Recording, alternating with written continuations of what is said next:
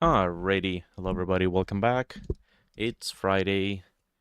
Good lord, I've spent almost most of my day on the road today. Whew. And yeah, that was oh man. I kind of wish I'd spent a lot more time working on this today. But oh well, it is what it is. So, we got our scatter tool working. Seems to be pretty good. We can make we're gonna return to the scatter tool. I actually wanted to put together some more props, maybe something a little bit more volcanic. See how it goes. Cool. All right. So, volcanic stuff. How are we gonna do it?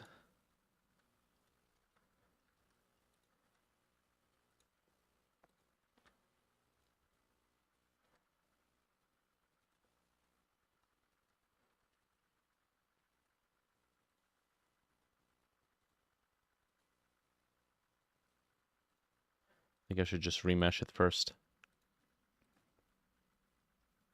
There we go. And you know what? We're gonna go straight for using textured brush.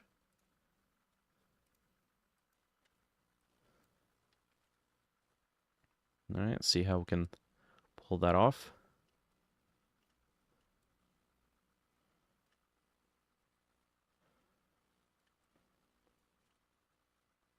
Okay.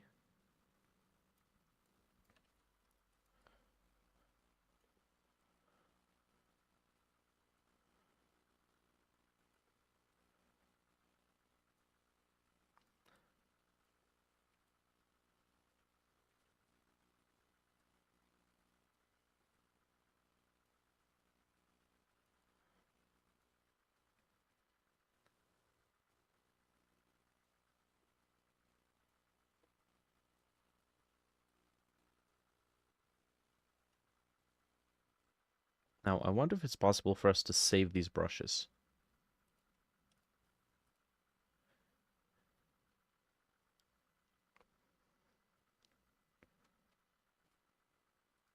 I mean, there should be a way to save it. Right? Because we can choose the brush here. Okay. Let's figure out how to do that. Let's see. Pop this open. Pop that open. Blender, sculpt, save brush.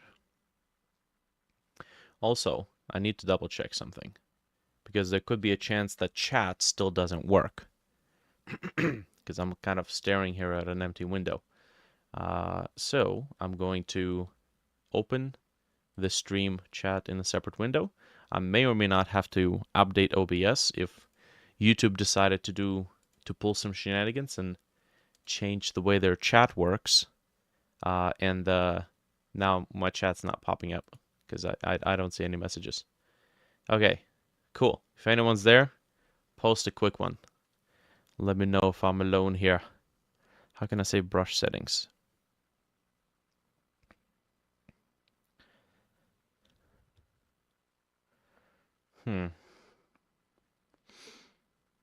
Okay. How do I save sculpting brushes? Yes.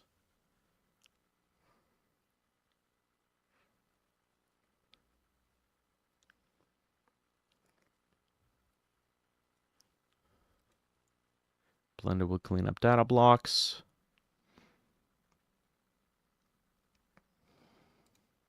How to save a brush preset. Create a copy of an existing brush. Okay. And how do we do that?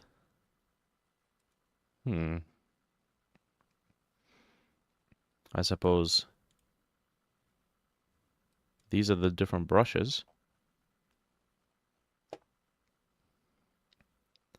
What is brush? A browse brush to be linked. Brush.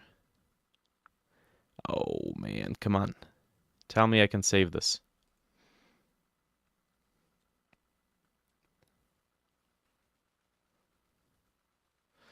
Okay, well, it is what it is.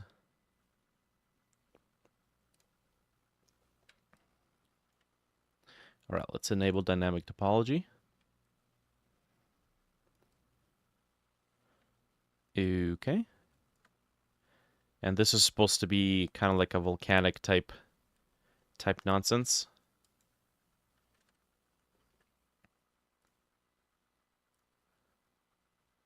Okay, let's make this one be clouds.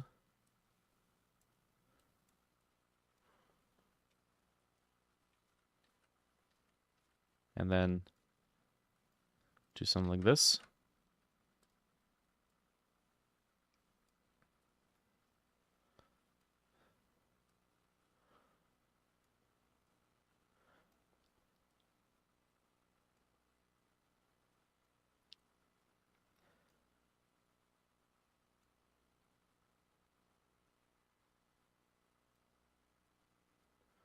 Mm-hmm.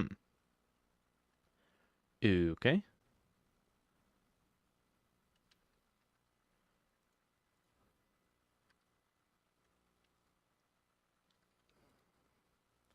I don't know how big that is. We do know that we made the player be 1.7 meters high.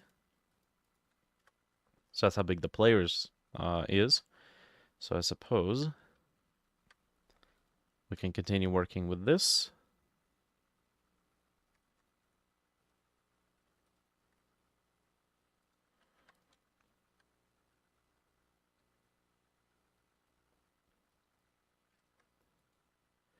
Sculpt mode, remesh. Nice.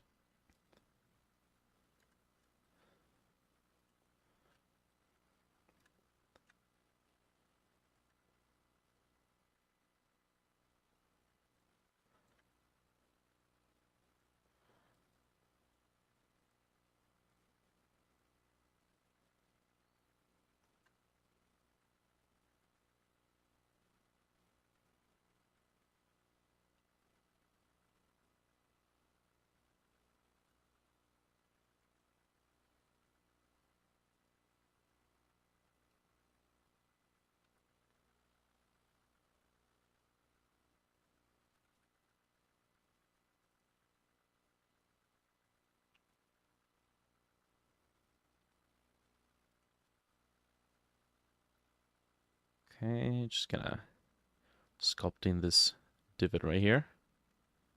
Nice. And now we need to do something about this very obvious squareness.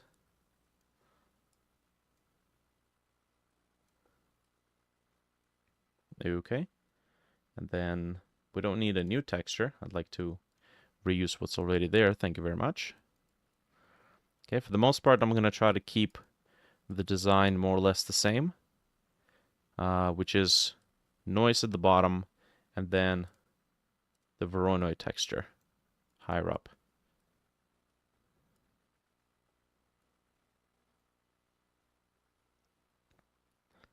Mm-hmm.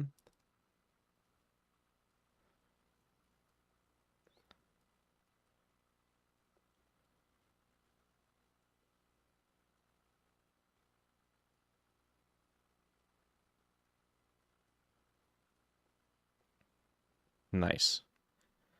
Okay, now I want to get into the really tall ones as well.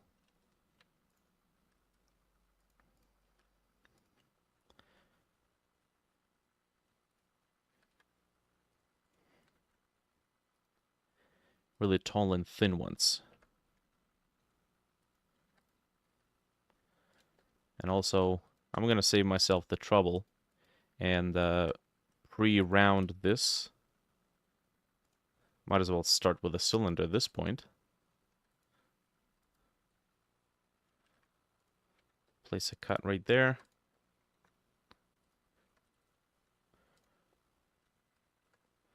All right. Nice.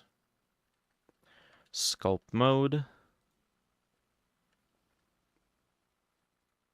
Remesh.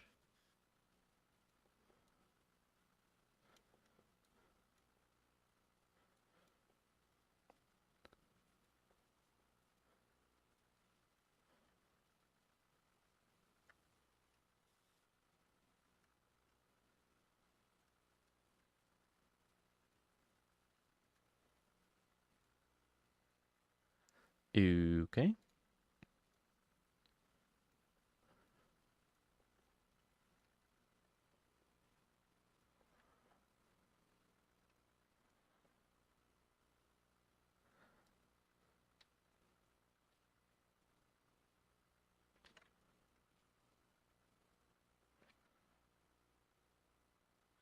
Now, camera distance from the object does affect the size of the noise texture, so we gotta keep our distance close if we want to get a lot of fine pieces.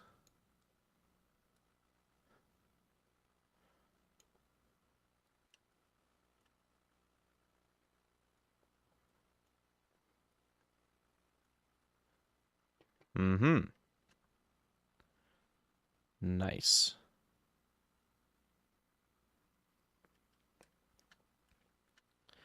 Okay.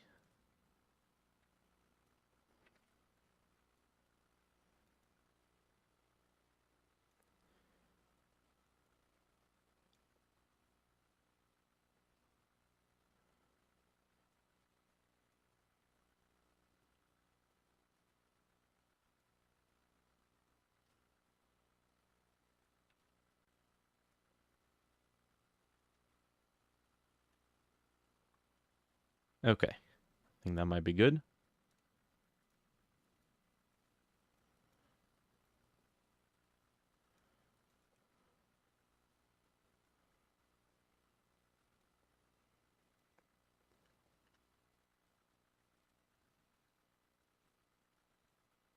Let's get into the sculpt of this object right here.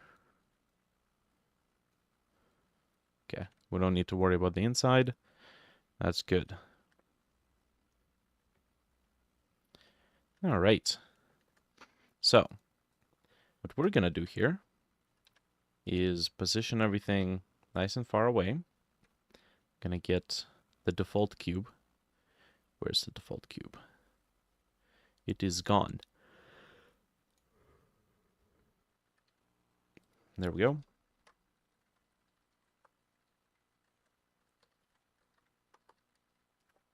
Player reference. Okay, so this is, what are we gonna call this? It's not a geyser. Vent small. Vent medium. Vent large. Okay. Now we need to create... Is the game going to have Hawaiian music and French narrator? Under the sea, the fish are ugly. Not quite. More alien stuff. Okay, I need low poly versions of this. So I think we're gonna go the lazy route and then duplicate. We're gonna call this one high poly, and this one's just gonna be called what it is. This one high poly. This one high poly. Okay.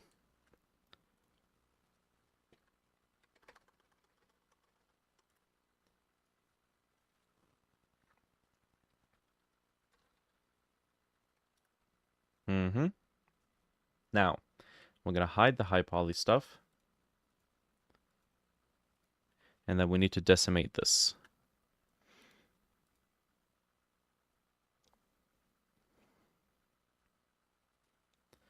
Okay, probably better to type in the number. It's going to take forever. I have to wait for it. Okay, now...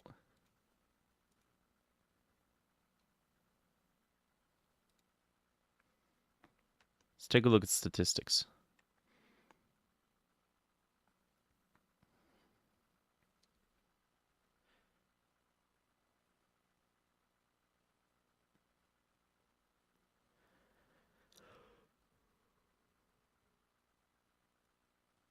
Acid shelf. Huh.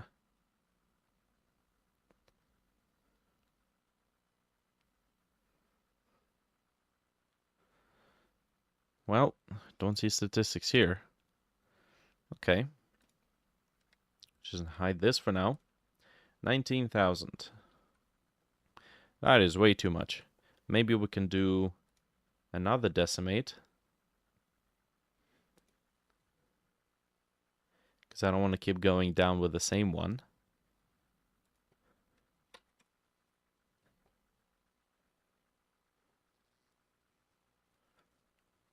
Okay, so we're at 9,000.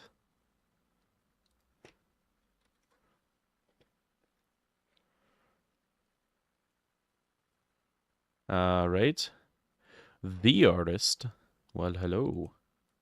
Okay, we're at 3,000. 3,000 vertices. Okay, can we go lower?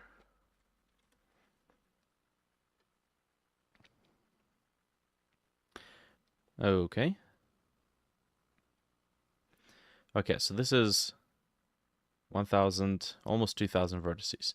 Okay, now what if I do remesh?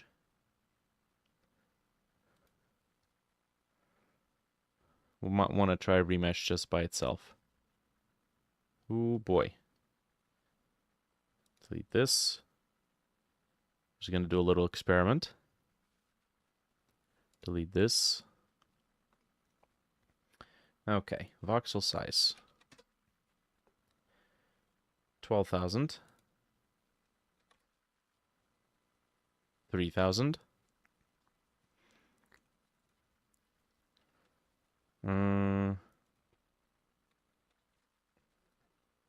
Okay.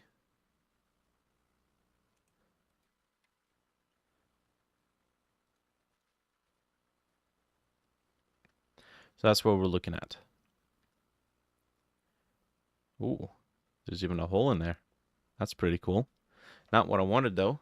And we're still at 1,000 vertices. So I suppose that's a no.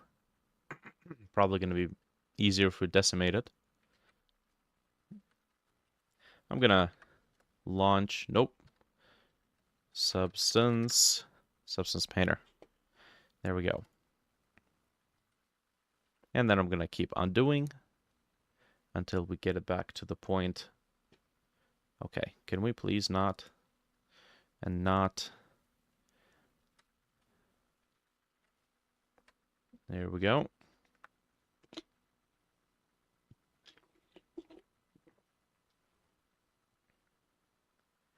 Okay.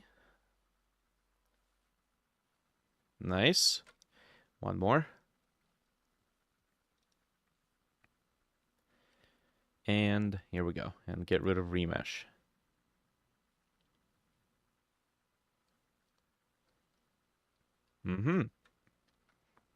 Okay. So 1,000 something vertices.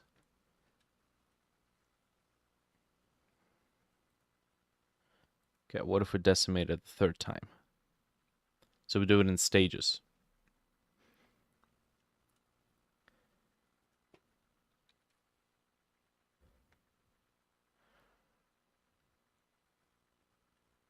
Okay, hey, we're down to 1,000 vertices. And this looks pretty alright. Aside from a couple of shading whoopsies, I think this should do it. So let's try this. Convert to mesh. And we'll work with this. And we'll just bake the high poly onto it. Okay, so this is the medium. Decimate.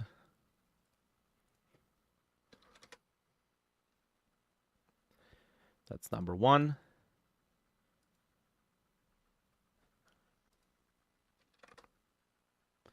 That's number 2. That might be a bit much, though. Okay.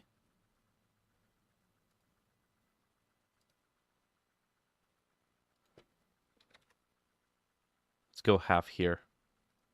And then half here. See, it does look different.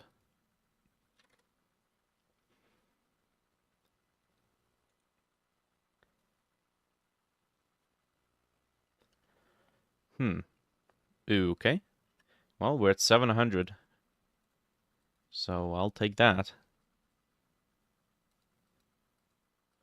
Nice. And then the last one is this one right here.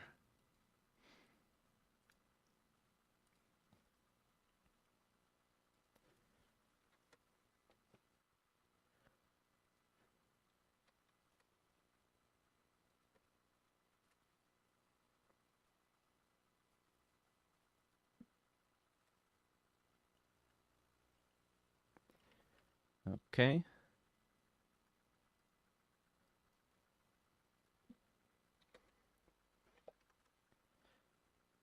Okay, 1,000 vertices. 600.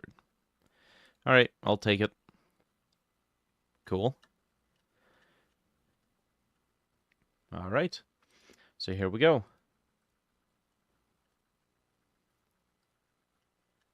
Beautiful. How many different games I'm working on? Dreadtail is the mainline one. Artag Rise is an old project commitment from way back. This one is just to keep things interesting and different. What else? Child of Ether is the most prominent project based on feedback and what people say about it. That's the one that gets the most engagement. And I think just an odd thing here and there helping people out. And the mini games for the website. Pretty much what it is. Okay. So what we're gonna do is unwrap everything.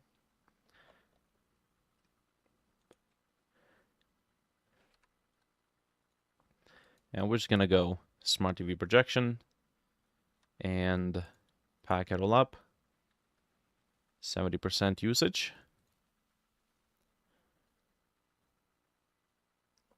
Child of Ether, the Don't Starve looking one. Yep, that's what people refer to it as. Indeed.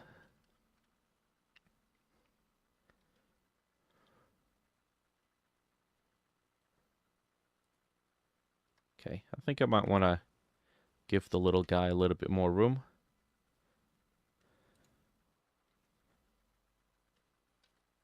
.7. Can we prevent scaling? Almost.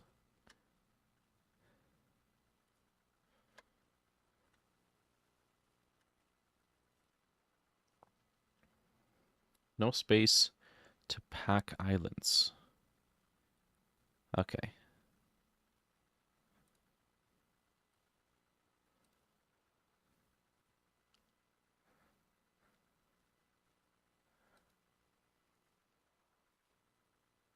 I suppose that's fine. 0.7472 usage space. Normalize islands. 7.2. Well, that's a 7.4. All right. I'll take it. Sure. Let's go ahead and we're going to enable the high poly. No player ref. We're going to take all the low poly ones.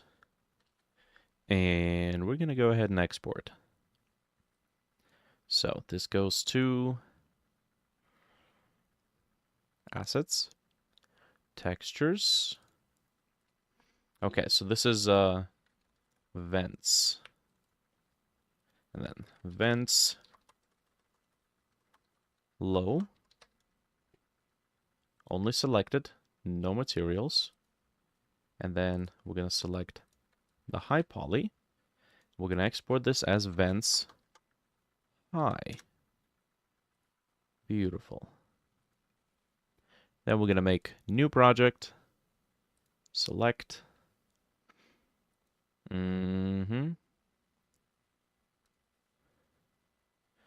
We're we're gonna be texturing the low poly.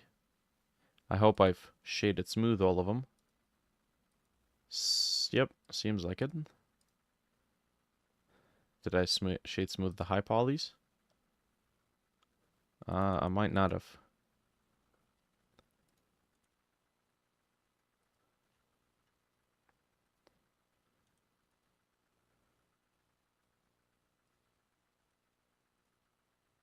Just like that. High poly, high poly, high poly. Well, hello. And then we're gonna bake mesh maps. Select the high poly as the appropriate cage. That is, oh, there we go. And then I think that's it.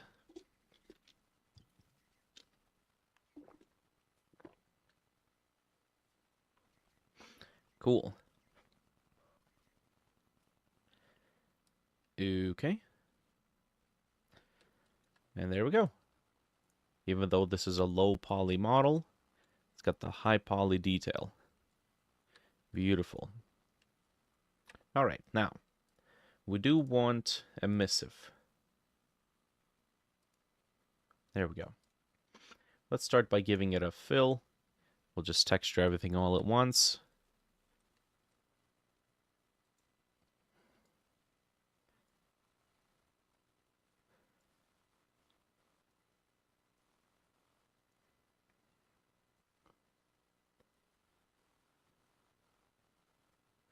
Mm-hmm.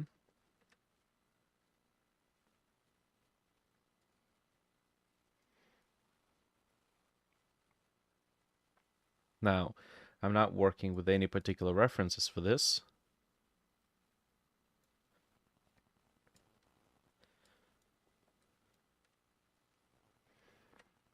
Hmm.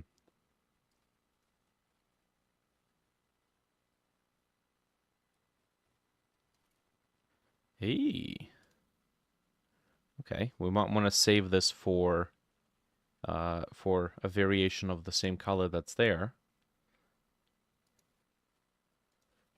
Like if we do Control D, slightly brighter color, and then do that, we're going to get our edges. Just the global balance. Nice. All right. Oh, keep pressing Control J because it's duplicate on Krita. Let's bring it over here. Let's go something ground-based. All right, so we got the ground.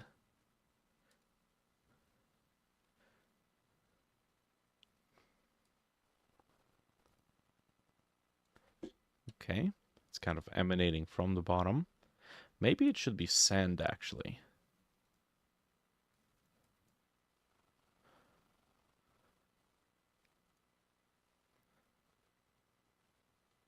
Seeing how we're going to be finding it on the sandbanks. Okay.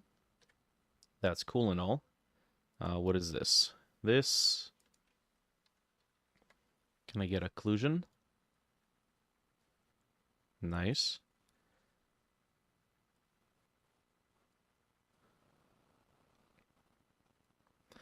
Maybe not strong enough. Let's get this one. Yeah. Nice.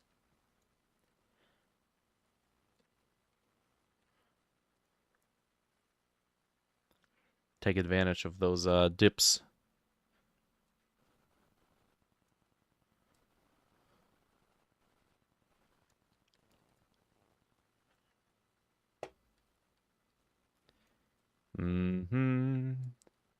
Okay, now, the top bit, we're going to have to do something about that.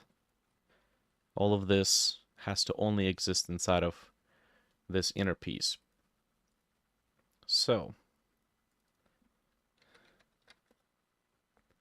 let's give it inside. Let's get a dark ashy color, rough.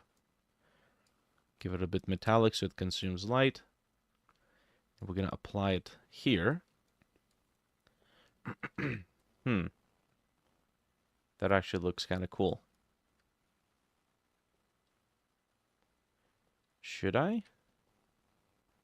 Okay, hold on a sec. So if I duplicate this now, Control D, and then we're going to make it, let's have it glow.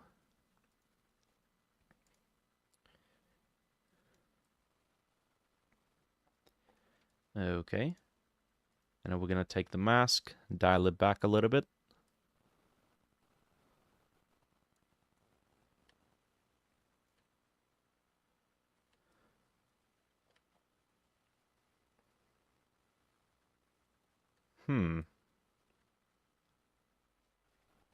Blur it.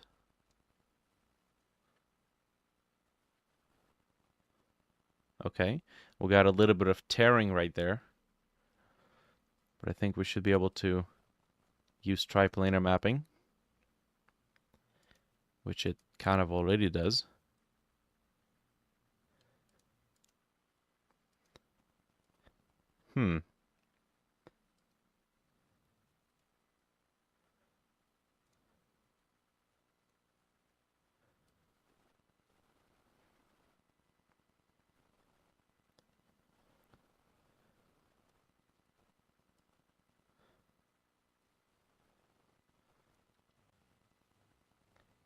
Interesting.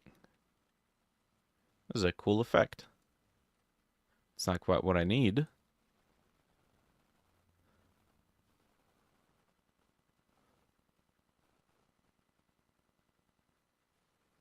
We might save this sort of effect for something else. I think I want to save it specifically for the inside pieces. So let's add a black mask. And then here, we're going to use... I think we might be able to use a generator here with world plane normals, world space.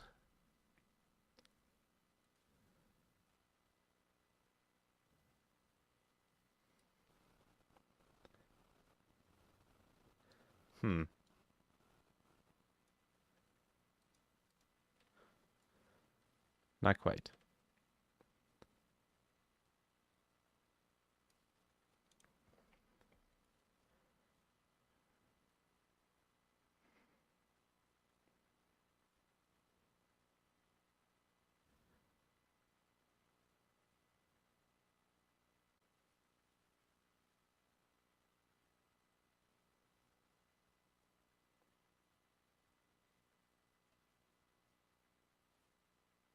.3D linear gradient.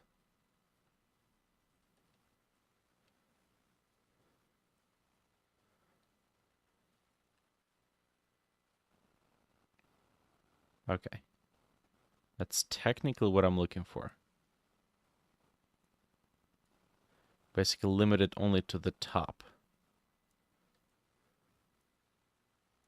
And there's still a couple of places here that are affected.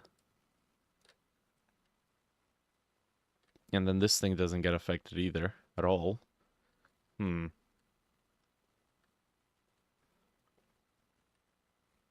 Maybe this is just something that we're not meant to create using a generator. Let's remove mask and hide this one. Okay, so we're left with this. And then we're going to get a... What is this? We need a fill layer, I think. Fill layer. Give it emissions.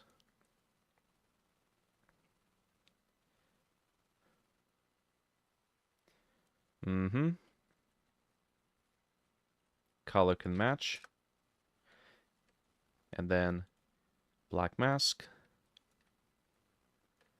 And then we're just gonna get our camera right up in there. And let's find ourselves a dirt.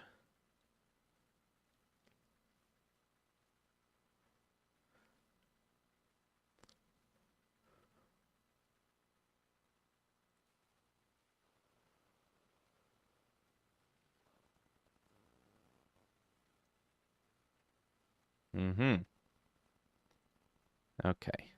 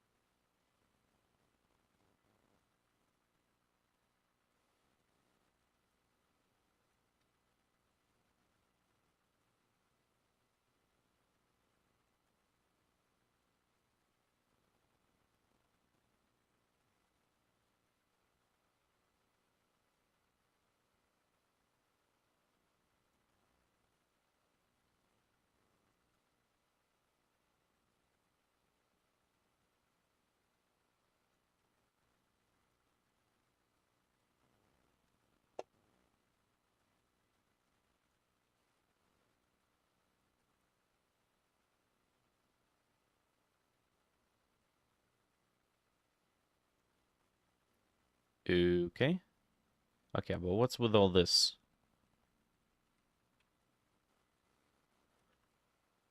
It's like painting over itself.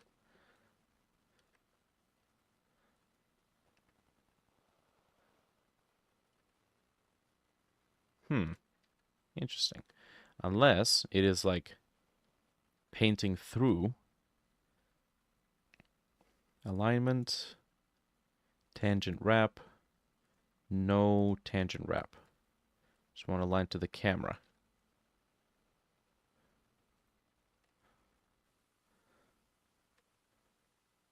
Back face? Yep.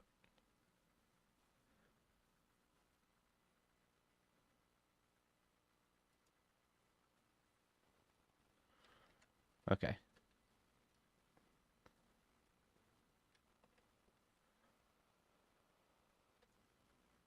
That should be good. Now final piece. Come on. Whoops.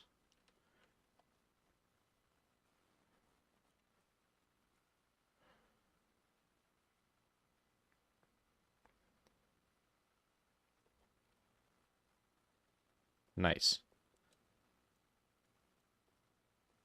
Okay. There we go. Hmm.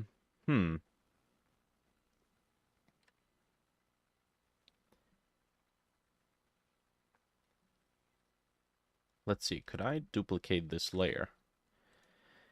And then maybe make this one be red? A bit reddish. Yep.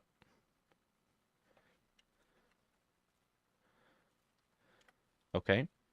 And then we're going to go to the mask and then give it a levels.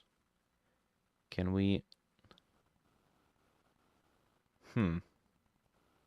Oh, that's what I want to do. I want to tone down the contrast. Like that. But that means we have to do it on the other one. Because if it's supposed to fade, it's supposed to be on this one. Yes. Okay. So hotter on the inside, so that one's more orangish bright. And then kind of decreases and becomes more cool on the outside. Nice. And then I can always just grab a little bit of extra. Whoops, I keep pressing critter shortcuts. I can just add a little bit more here. Make it a bit more prominent. Nice. As long as we didn't blotch anything all around. I'm going to save this. I haven't saved this in a while. Or ever. Substance painter, cone, corals. Nope, this is vent. Okay, vent. Cool. All right. Now, can I add a filter to blur this a little bit? I can blur this a little bit. Yeah, nice. That's just beautiful. More or less. It's a little jagged here. Can I blur it? Hmm. That has an interesting effect, almost like that's where the liquid's at. This one seems to be okay.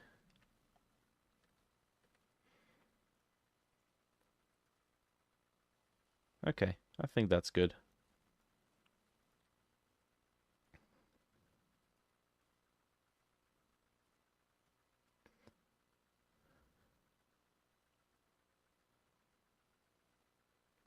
Do we have another type of blur? Like a Gaussian blur?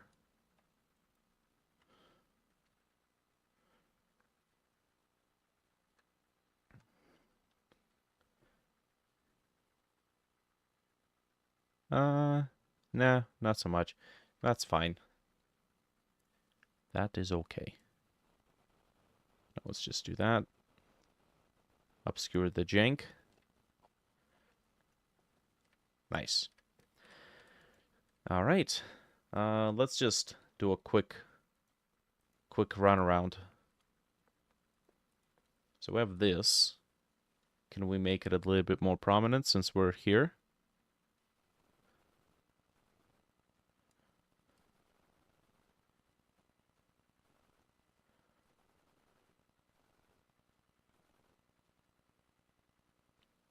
Hmm.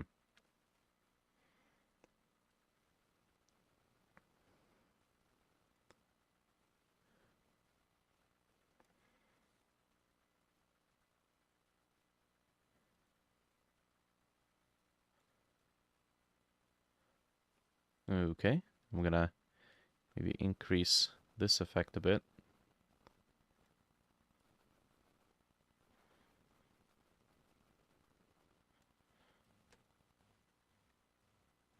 Cool. I think I can work with this. Maybe it's a little too strong. Not the outline. The this guy.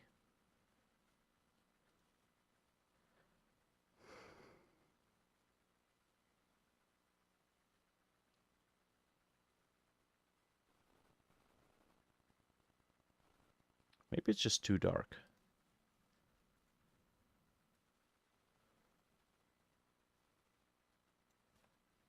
Yeah, there we go.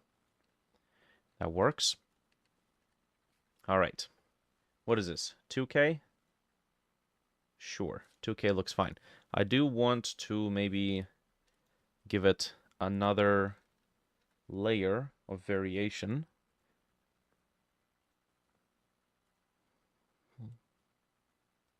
What? Like, get dirt spots. Apply it here. Give it a darker or lighter color.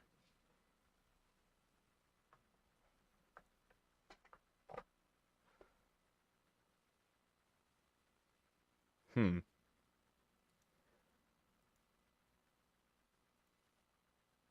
Oh, well, that's a lot.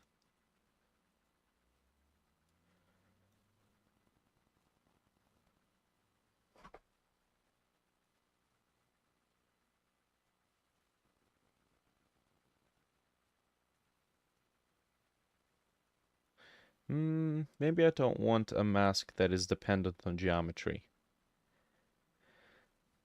Dirt dusty. Yeah, I have these giant swaths of flat color that I want to deal with. Yes, something like this. And maybe that's not enough. Maybe we'll go for bits of green and give it a different mask. Let's give it some like paint old. That kind of covers everything.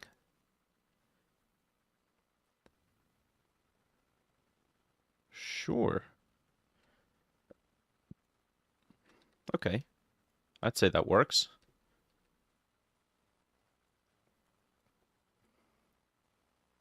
Nice. All right. Save it up. Export textures. I think we can use our Godot combined preset. Does it have emissive data? double check that. Yes, it does. Whole separate emissive map. Beautiful. All right. So, sublinaris, engine, textures, substance textures. Okay, and this is for vents. Okay, Godot combined. Output template, and I think it's already set to 2K. Export.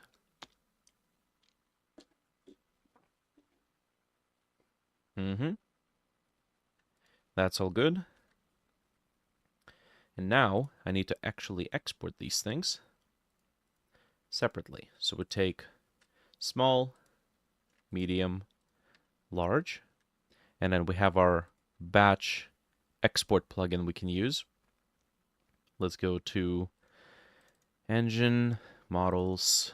I guess this would be, what is it? Vertical rock formations. This would technically be geology, wouldn't it? It's not foliage. Okay.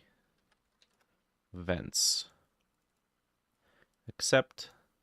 And now to export, we need to make sure we use Godot preset. And mode. I think mode is going to be selections only. And this has got to be OBJ. Limit to selected. Bam. Beautiful. Alrighty. Although the center points are a little iffy.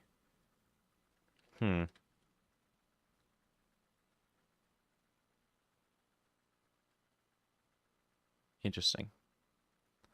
Center point here is kind of okay. Center point here. Well, I might want to fix that. Let's see. If I place the cursor there, do have a way of moving the cursor, 3D cursor location. Okay, and we'll just drop it like this. Nice. Set origin, 3D cursor.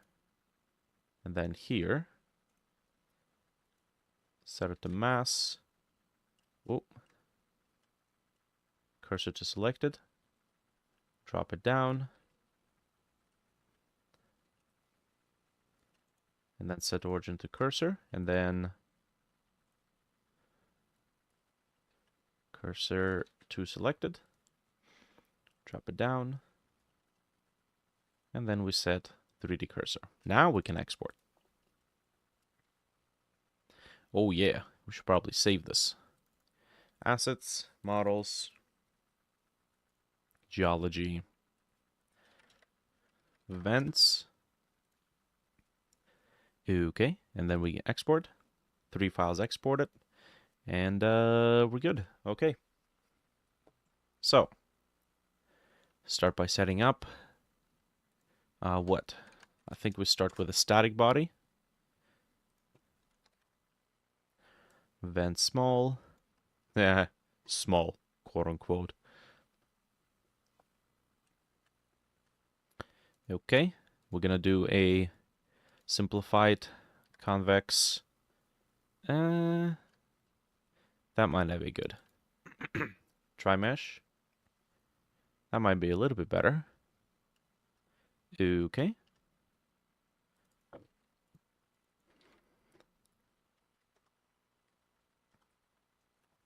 Vent small.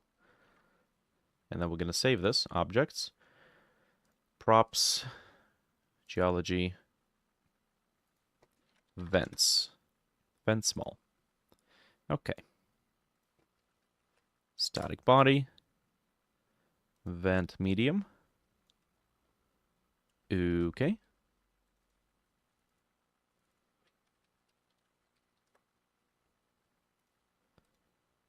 Tri-mesh collision. Vent medium. Static body. Vent large. Vent large. So that's actually curious. Hold on a sec. It's clearly written vent underscore large lower cases dot obj. I drag and drop it in here. And it's vent large, no underscores, capital letters. What the shit? Come on, Godot. You can't be doing this. Maybe it's a setting we can change somewhere. Okay, let's go here. Let's get it standard material 3D. And, well, now we can load up the texture. We go to substance, vents, and now let's apply this. Beautiful. Ooh, nice. Okay, so first things first. Let's go to emissive.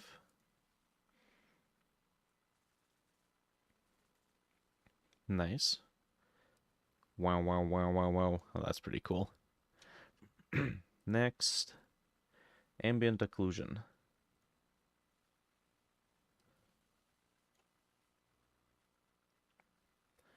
Uh-oh. Come on. Whoops. Okay, you see, Godot does this thing now, where when you drag and drop a texture, it is going to attempt to apply that texture onto the object. But the problem is that if you don't mean for it to do that, and you let go, it's like, oh, you meant to move the file to a different folder? Okay. Whatever you say. Alright, ambient occlusion, roughness. So that's using a different channel. Green channel. Metallic. There we go. Okay. And height. Okay, I think for this one we might actually want to use height. Let's get normal in there as well. Hey. Well, maybe we don't need to use height. Let's just see what it looks like if we use height.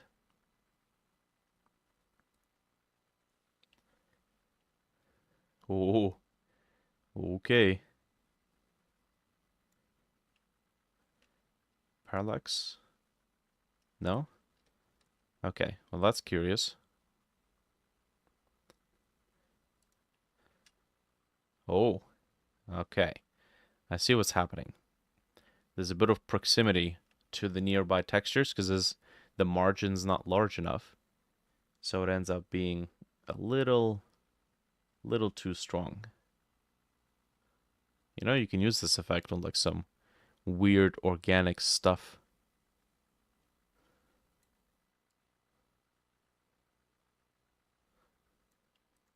I don't know if you can adjust it in real time though. But yeah, this most certainly tells us no height. Okay. And we technically have a bit of texture bleeding as well. Now to deal with that, I think what we need to do is pack this with slightly larger margin. Okay. Maybe not that much larger. Okay. 0.69 use of texture. A little bit over than half. But I'd say that's acceptable. Go to low. Select it only. Pop back in here. Re-import mesh. Okay.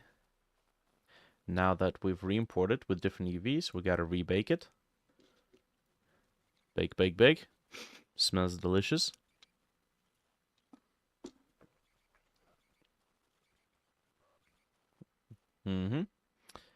Return to paint mode. Okay. That's looking good. It's weird how we don't see the texture bleeding here. All right, export textures. Yup. And now go back here. Oh, no. Go back to Blender. And then press the little magic button. Get everything exported. And we just lost the material. Shit. We just lost the material because I... Damn it. I didn't save it. When will I learn? Let's save. Save first. Materials. Yeah, this would be custom. And these are vents. From the top. A libido.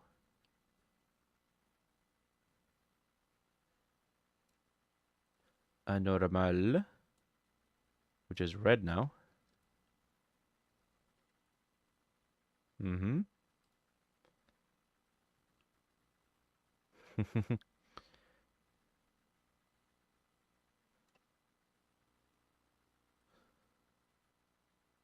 I'm sure you can actually use this as a trippy effect of some kind.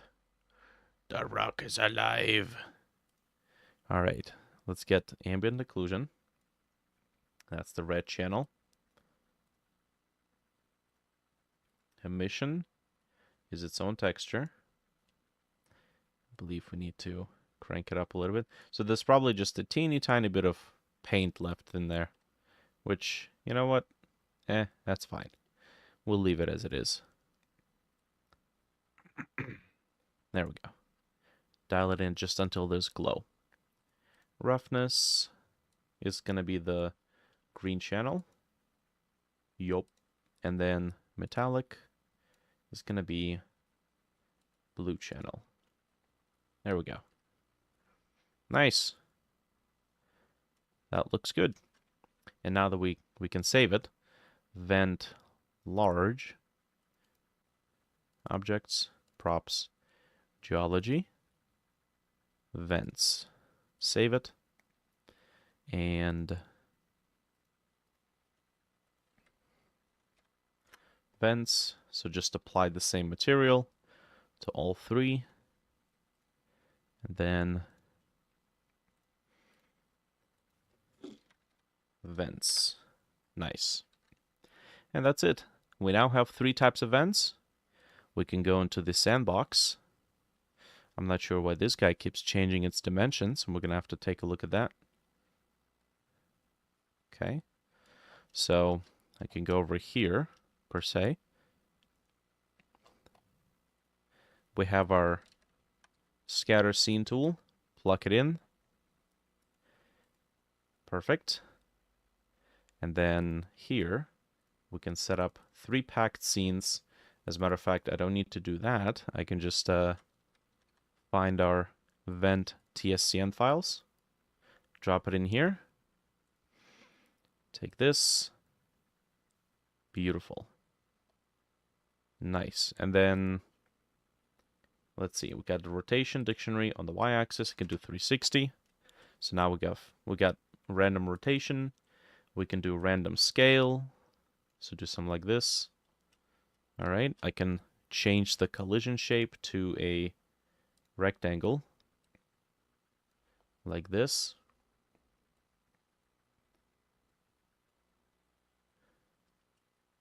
Man, to be honest, I was just gonna say I kind of miss the extend mode, but apparently if you hold Alt, you get extend mode. Cool. This looks so good. Nice job. Thank you. Appreciate it. We're actually gonna do a quick test, by the way. So the developer of the new terrain plugin told me that there will be long load times, if the terrain data isn't stored as a physical file and it's just a part of the scene. We're going to do a quick test here to verify that information. So we already used the plugin. We use it over in the yonder way. Well, you can see that it's loading a while. Okay, and then we're going to do fixed dependencies. Create inside random. Proton scatter modifier. We're not using proton scatter. We get rid of it. Oh, it might not let us open it.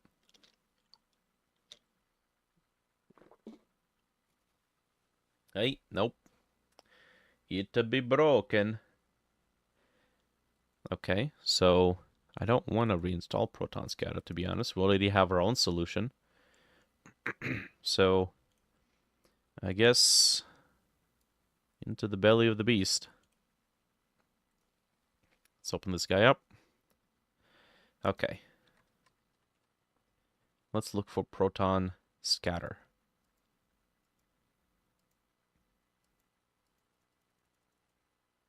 Yeesh. Okay. Okay, so let's do this. It looks like everything here belongs to Proton Scatter. Proton Scatter. Okay, Proton Scatter. Okay, and then everything in here is Proton Scatter. Mm-hmm. And I think everything in here, it's kind of grouped together. Well, here goes nothing.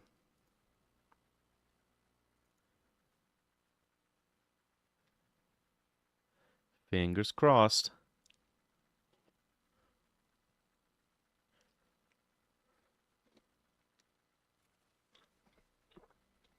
Oh, error while parsing file.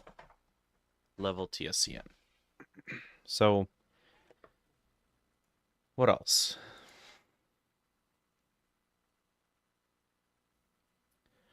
Name level, that's the topmost node.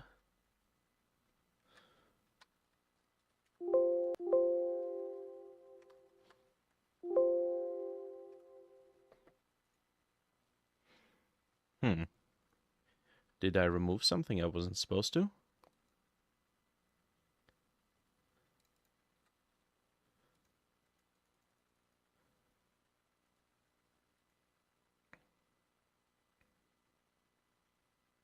Stack array.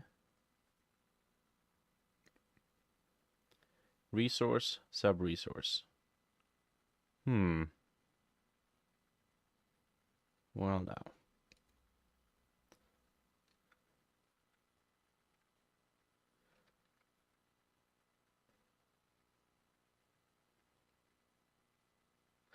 It might just be that I will have to install Proton Scatter again.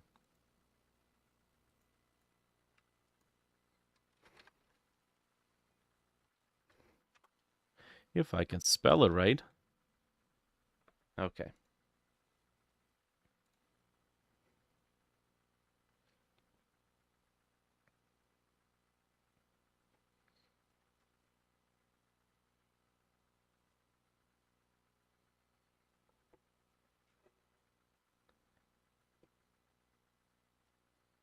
Ooh boy. That's a large one.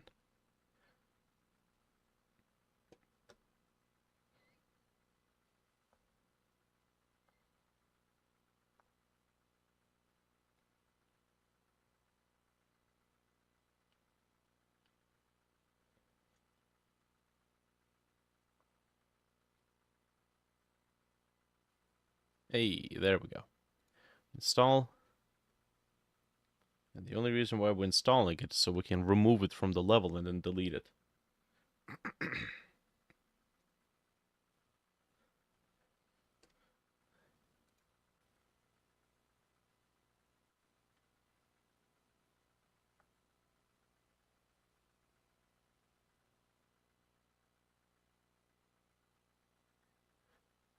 Okay. Level. Come on now.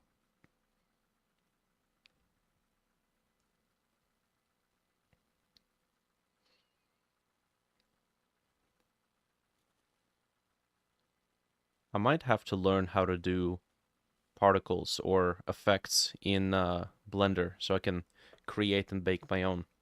Oh boy, look at all these rocks. I wonder what's responsible for placing all of them.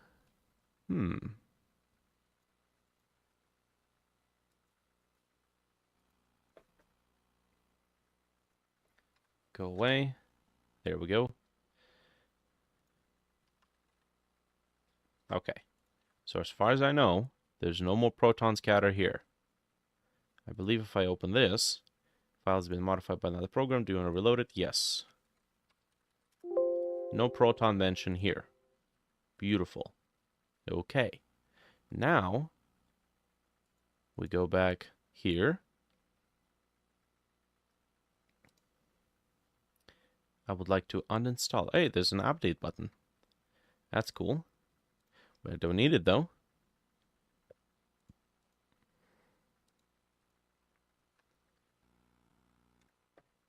I must admit, I've caught myself a number of times using a plugin and then regretting it and then just making my own solution.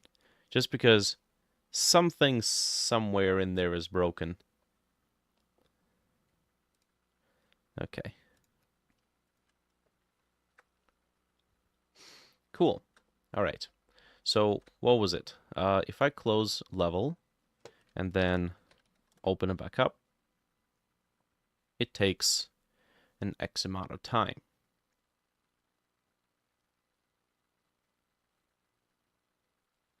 A long X amount of time.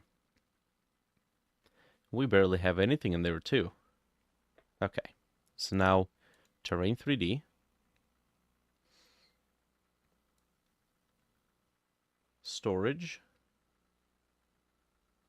Okay. Can we save it? It is already saved.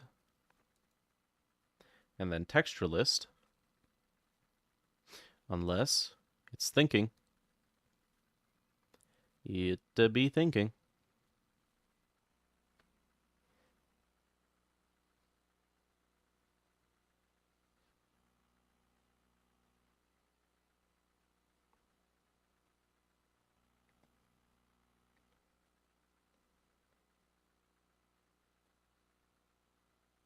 Save it. Nope, nothing to save. It's just a giant file. Whew, okay. I guess that's the end of that experiment. We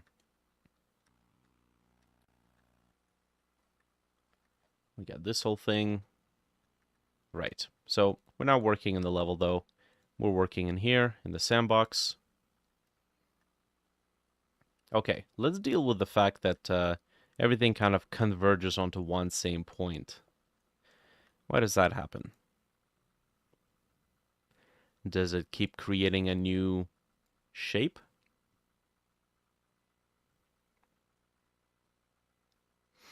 I think it does.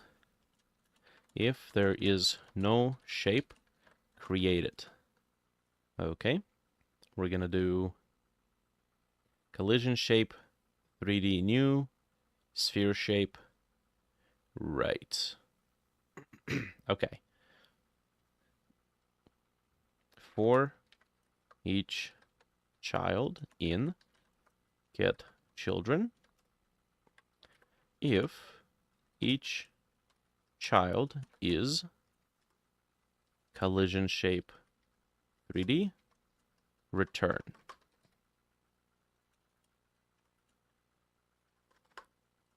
Skip if shape is already present.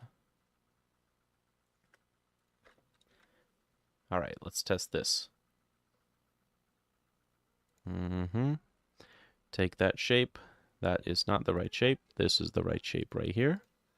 And then we're gonna stretch it out. Ooh, there we go. Sure. And then save it. Switch here. Switch back. And interesting. And the size went back. Now it could be that perhaps I need to close and reopen the sandbox, because sometimes the tool script doesn't update until you do so. So,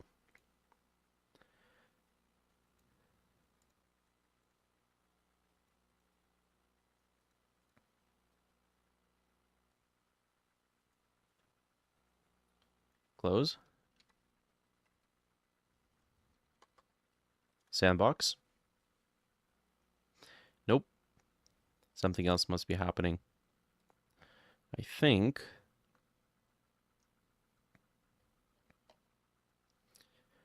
populate.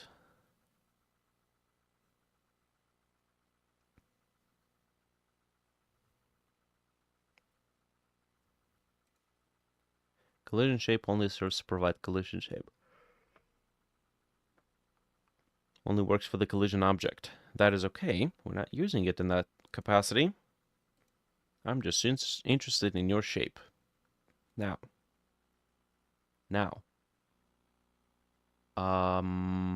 What if... Hold on a second. We do have another place where we talk to the shape. If the old shape is not the same, which hypothetically in the beginning it wouldn't be, shape is the same, and it sets the radius to 15. Okay.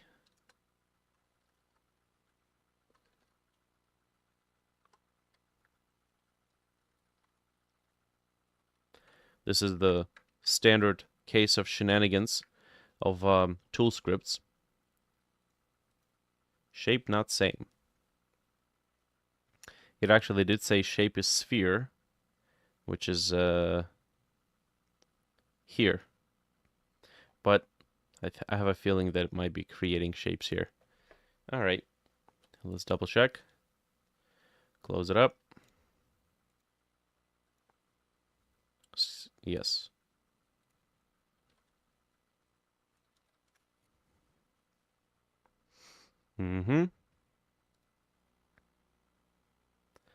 Okay, so shape not same. And then if we go back up here, shape not same. So that's what keeps knocking it off. Every time this runs, which is, it's supposed to run here when the shape is not the same. But I suppose we could say old shape type. We can do on ready and then make it be whatever the shape is in the beginning. I don't know if that's gonna work when we might not have access to nodes and shapes. Oh. What the heck? Shape is sphere. Okay. Invalid operands, int and vector3 operator not equals. Huh. This is in 58.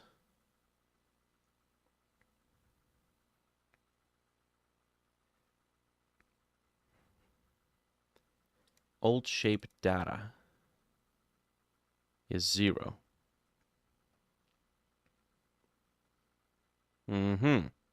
So we're not able to make comparison here.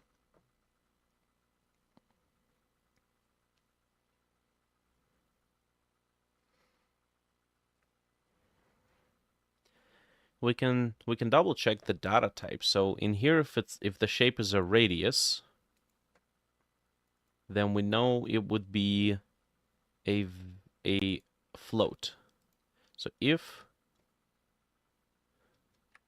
not is float, or if it is a float, it doesn't match the radius, do this. In this case, if old shape data, if not, old shape data is vector3, or if it is a vector3, the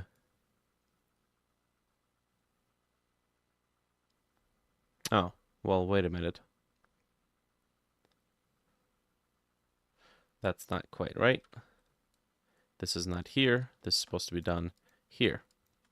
If it's not a vector3, or it is a vector3, but it doesn't match the size, do this. Now that should fix it. Well, it stopped complaining at least. Get that sandbox. Okay. And increase, save, close. Oops. Sand box. Hey, there we go. It kept it at least. That's good. What about you?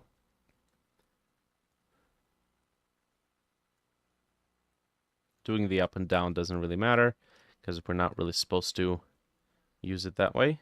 Also, this is just a sandbox.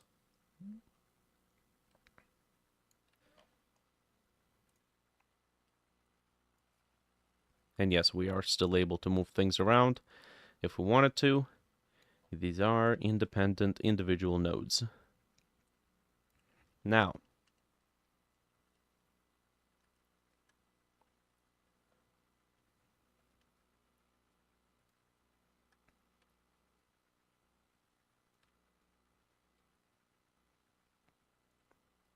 we can set up this field effectively. And we can say 35.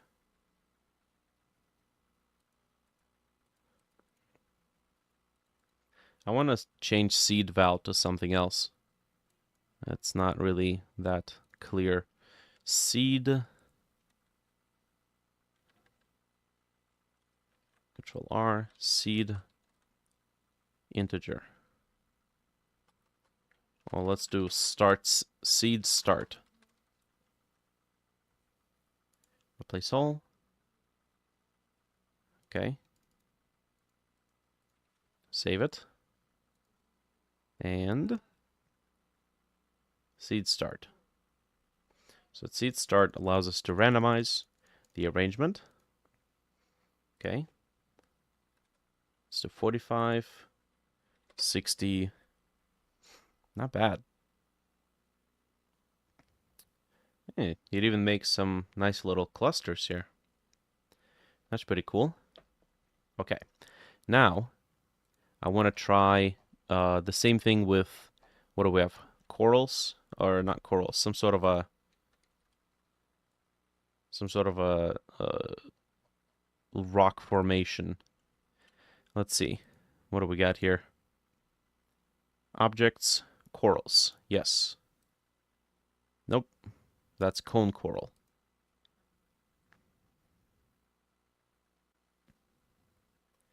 Texture reef 1. Wait, why is this in textures? I might have goofed up. Vents. Unless it exported the texture. It definitely shouldn't have.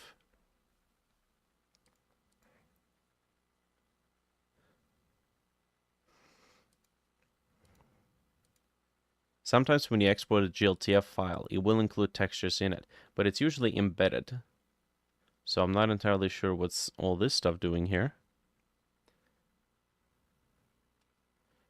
We got reef obj, and then reef1 tscn. Maybe it was just an earlier experiment. Let's see. We have models, geology. Whoops. Make a new folder. Reefs. Okay. Reef 1, Reef 2. Let's keep this stuff organized. Oh boy. Easy now. Okay. Vertical rock structure. That's good. Let's get a new folder. Reefs. Plug that in there. And then vertical rock structure is what we've been using so far. So we're going to do vertical rock structures.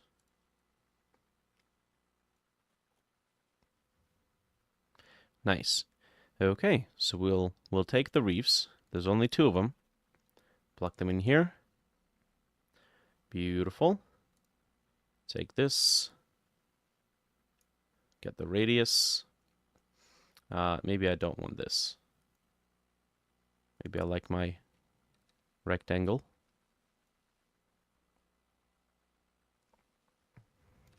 It does, however, seem that the texture or the collision shape is a little strong on this one. Okay. Rand rotation, of course. 360. We're gonna apply scale. Let's do 5 to 9 times. So we just very rapidly create this interesting structure. We can also flip it upside down and get something interesting on the other side. But let's see. So we'll take this. I do need to see the collision shapes. Actually, no, I don't need to see the collision shapes. There we go. I do want to be able to see... Oh, damn it. I do need to see the collision shapes.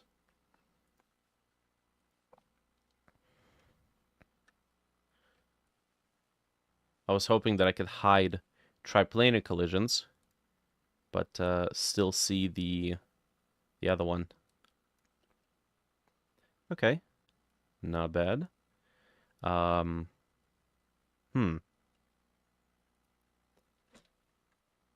We can adjust the seed just for the rotation alone, or the distribution seed.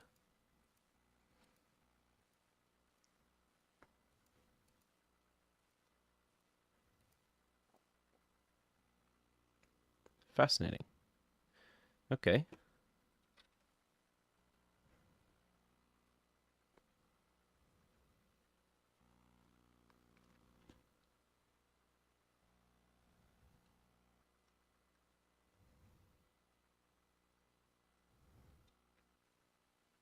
Now if I duplicate this and change the seed, we can make some very funky looking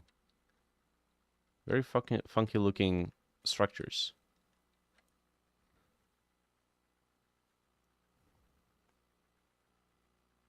Oh yeah, one of the reefs is called static body. Whoops.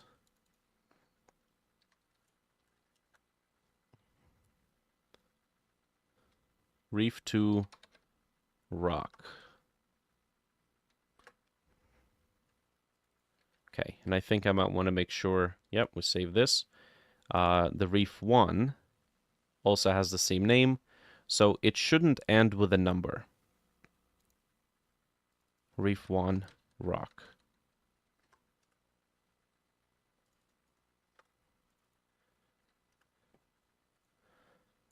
Save it up. And then that way, when we return back here, it goes Reef 1, Reef 2, so we can see which one's which. Nice. We can now duplicate this. Change up the seed. Now, if we really want to make something funky, I could randomize all 3 angles. So now it's just all over the place. Literally looks like a giant floating pile of shit. But once you're underwater, you won't know the better. There we go. Cool. Could even take this and then just be like, aha. It's all connected.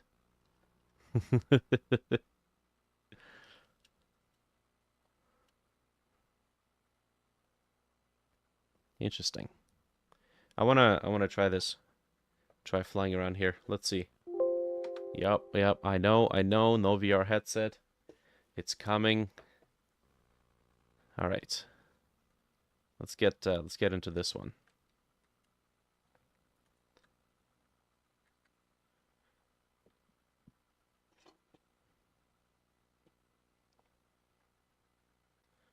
Okay.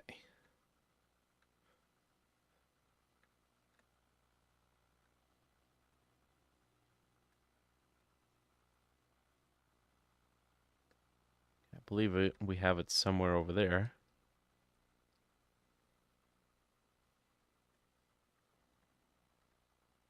Okay. This is where we have our vents. Not bad. Of course, we're gonna have some pillaring smoke out of them. Or ash, I suppose.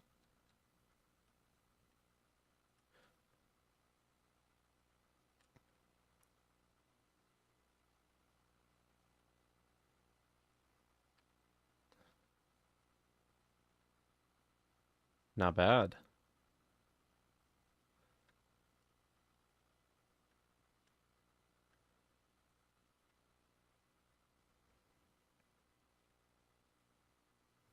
Oh man, this is really cool.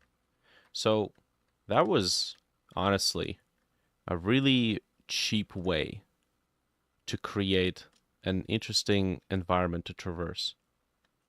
Okay, populate this stuff with useful resources and little bits of visual storytelling, and yeah,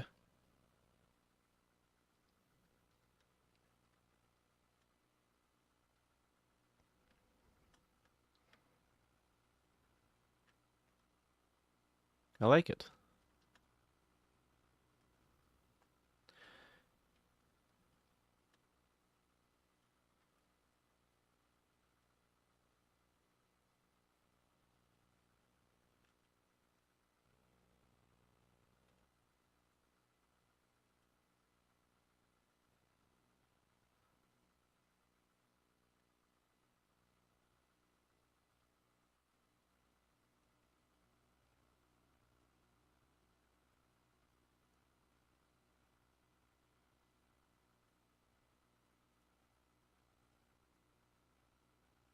Oh, nice.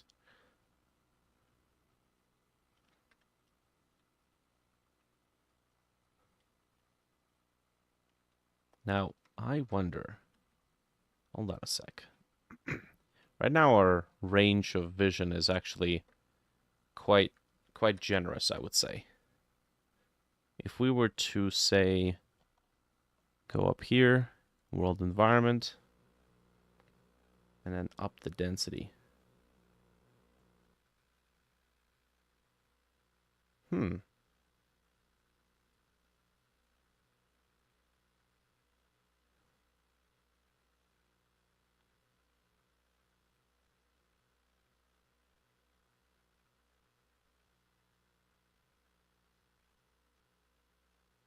Hey, Vishal, there's a familiar face.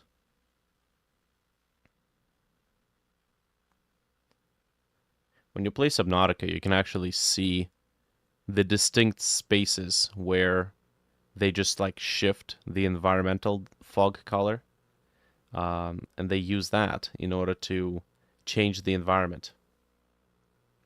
How's the porting process going? Are you talking about the Dreadtail project? It's it's a pain in the ass, but it's going. I've recreated I'd say a fair share of features. Let's see here. Yeah, I've recreated a fair share of features, so it's it's a progress. I've unfortunately lost some animations because of the porting process doesn't really like port the animations, and I animated them in Godot using the animation player node. So that kind of sucks. It's one of the most key visual animations too. It's the radio tower unfolding and extracting. So that kind of sucked. Other than that, it's okay. The benefits outweigh the costs, at least for now. If I'd waited longer, it might have been not the case.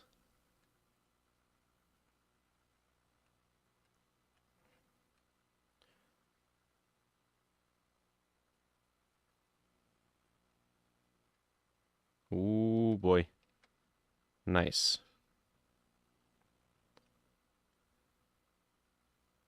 Oh, well.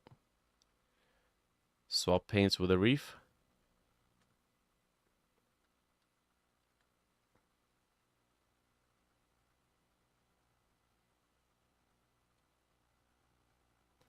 All right, let's go grab the other vessel. See what it looks like from within there. Okay, limiting the visibility actually helps quite a bit with immersion. Seeing too much is I think it's a little generous. Okay.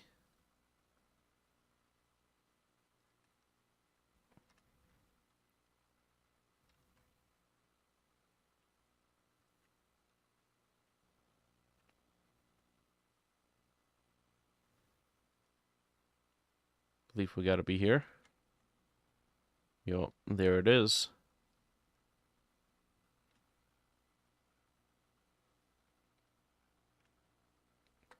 So I think what I can do, okay.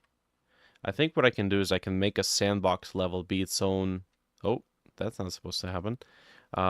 Its own little level where players can just kind of mess around. And why are we so slow? I suppose we've always been so slow. And for the main campaign, we should probably not be, oh, yeah, we should probably not be outputting stuff because we're continuously printing to the screen. And for the main campaign, we'll have a different map.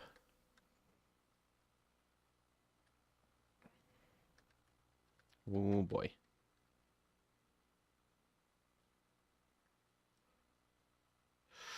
Oh, well, there we go.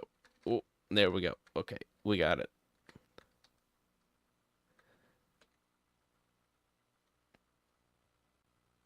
Practically ready for NASA.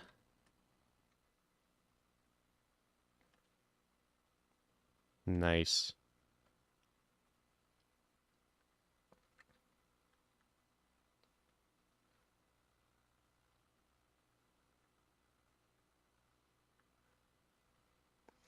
You're watching the stream in my pain. Yeah, that was pain, all right, but it's fine. Sometimes you gotta do the less fun stuff to make the project work. I wonder, has anybody actually managed to make a project worth promoting in the time between Godot 3 and Godot 4? Because it seems like it didn't really stay on the market for too long for anybody to have enough time, oh boy, to produce something worthwhile. Dude, this is freaking awesome. Like, everything just kind of works.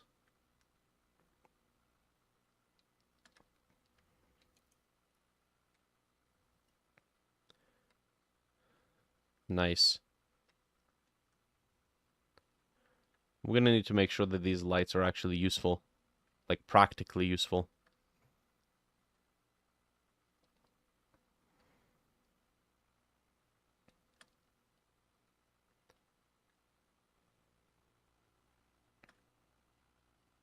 One thing that we are not currently doing, by the way, with that scatter tool is detecting the ground.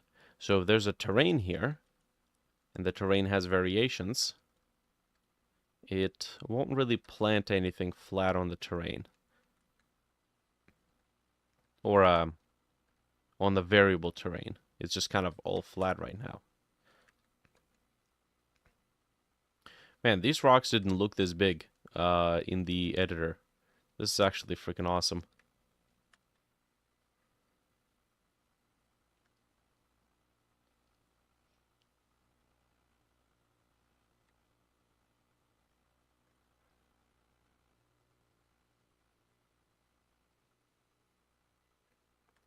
That's neat, indeed.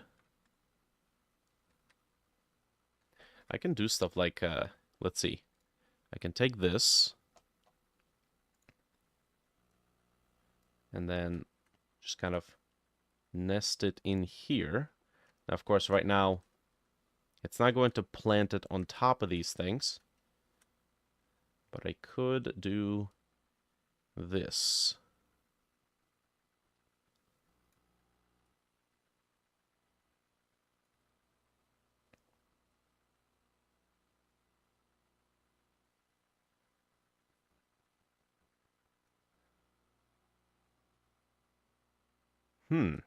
That might be cool.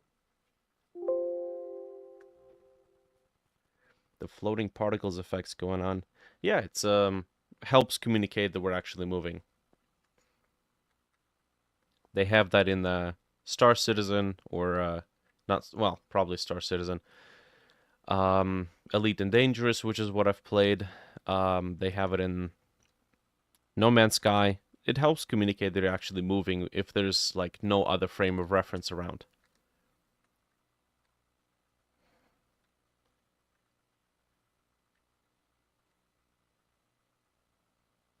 Okay, now where's that formation? It's right there. Ooh, barrel roll. Nice.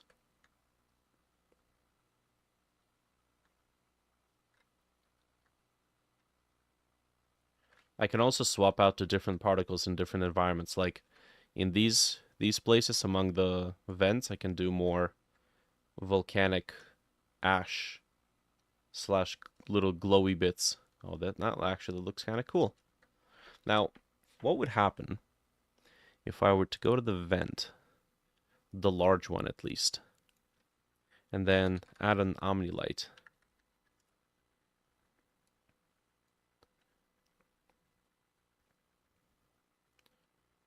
And just be like, yup.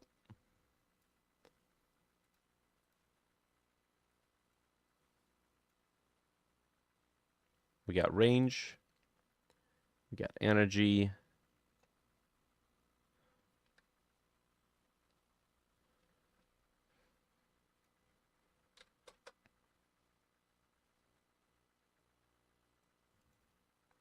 Volumetric fog.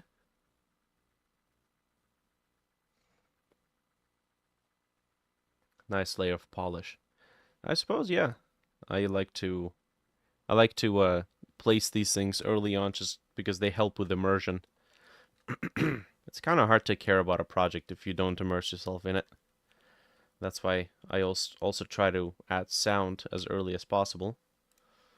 Okay, let's try this. So we're going to copy this one. This is vent large. We're also going to put it into vent medium.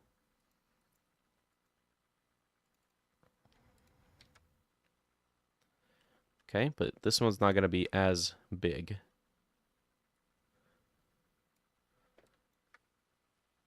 Okay, let's try this.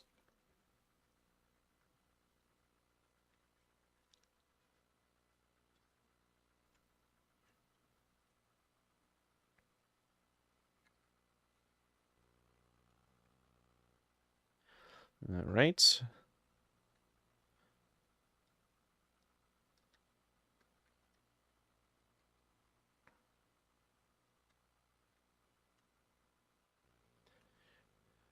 There it is.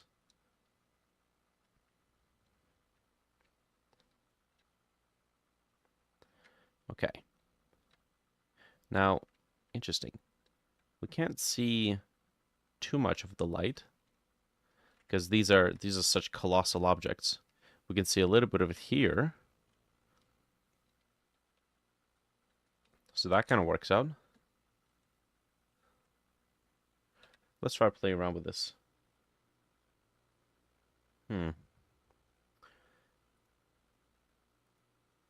So energy is 30. Range is 14.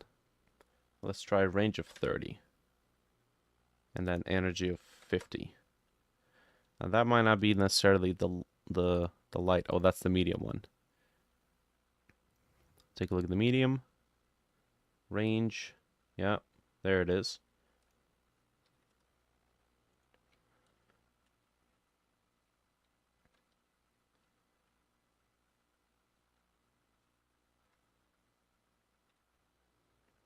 Okay. You can adjust the attenuation, which honestly, if we increase the range but then adjust the attenuation, it's kind of pointless.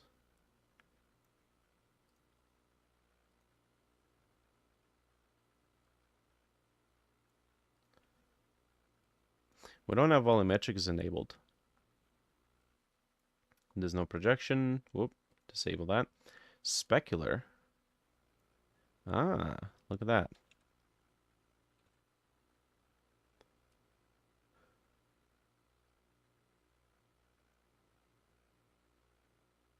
So specular, you know what? We don't have shadows enabled. And if there's no shadows, then the light kind of goes everywhere. And then we kind of have specular bleed everywhere. But the funny thing is, that's not so bad. when you have a little bit of it, kind of works out.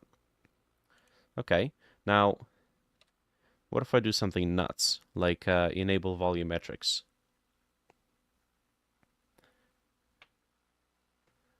Come on now, there we go. So go here, and then volumetric fog. Ho ho ho ho ho. Nice. Okay, we can adjust the density. So now, anytime we're like flying past one of these vents, there's going to be like a volume of warmth. And then, of course, we still have volumetrics coming from the global light, which is kind of like the sunlight right now.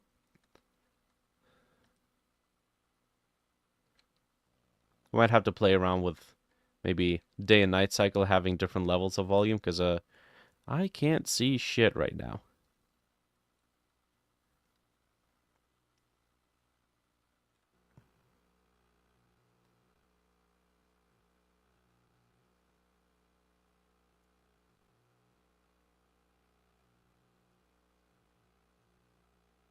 Hey, that's cool.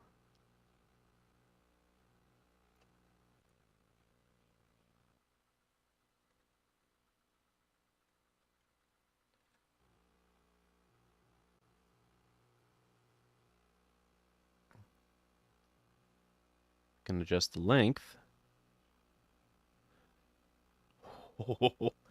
That is fun. I believe that all the volumetrics are handled like a certain distance away from the player's camera.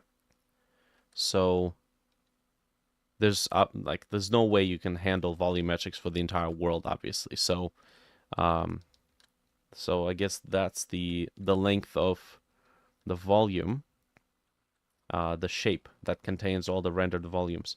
And then we could probably tone down the density. Oh, there we go.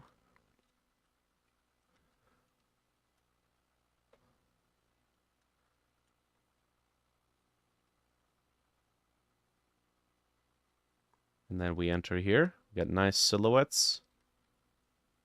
Man, this is... I love this engine. This is just freaking awesome.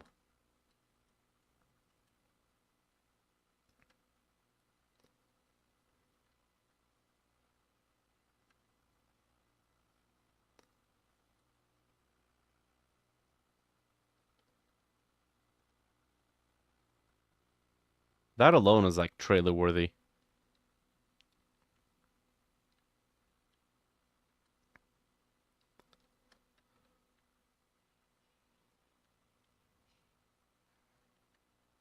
Okay. Cool. So, yeah. Cool stuff.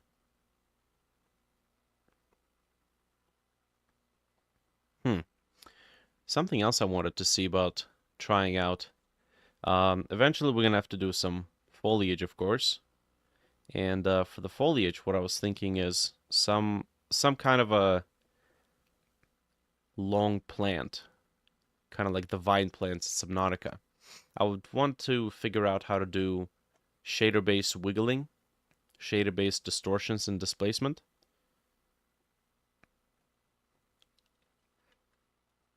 Hmm. Man, it's easy to forget how absolutely colossal everything in here is. You just kind of zoom out, like, oh yeah, it's a tiny, tiny little thing. Nope. There we go. Okay, so, mechanics-wise, well, there's plenty to do mechanics-wise, but I don't really have a lot of time for today.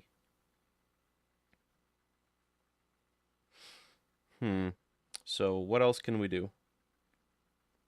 Maybe we can do some sort of a smooth rock.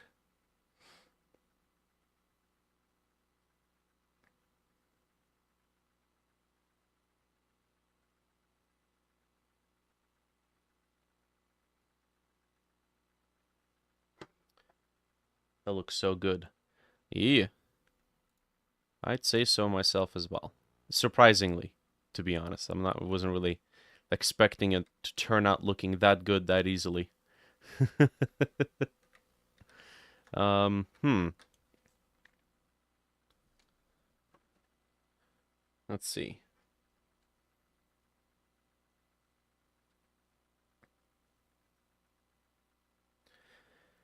Boulders, large boulders, stuff we can make more level environments out of.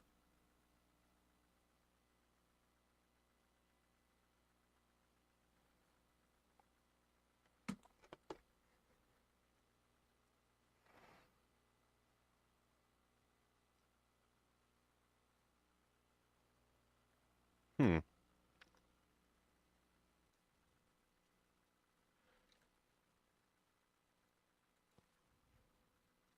Maybe something perforated, you know? Let's see.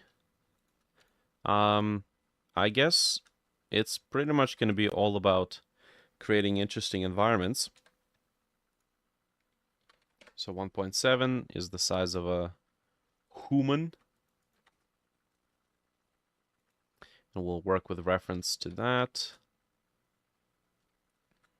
Scale.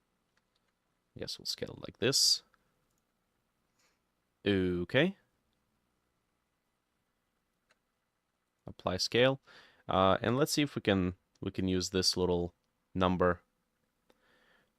Make parent. Ooh, that might actually be an interesting location to explore. Like a perforated wall world. We'll explain it with some sci-fi nonsense, like water currents, alternating water currents, breaking apart rock in certain locations while not touching it in others. Generate. Nope. Modify. Damage. Holes.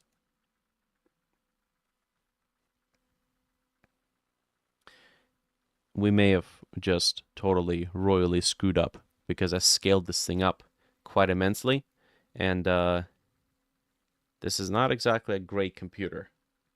So the geometry node's nonsense that's currently in the process of destroying this whole piece. Yeah, I can hear my fans, the computer fans, speeding up. It's about to take off. Hmm.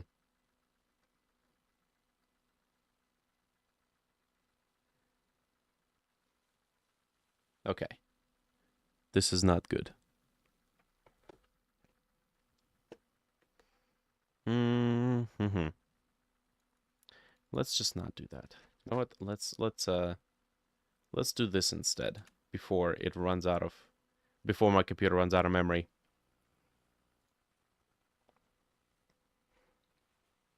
Okay. Let's try this.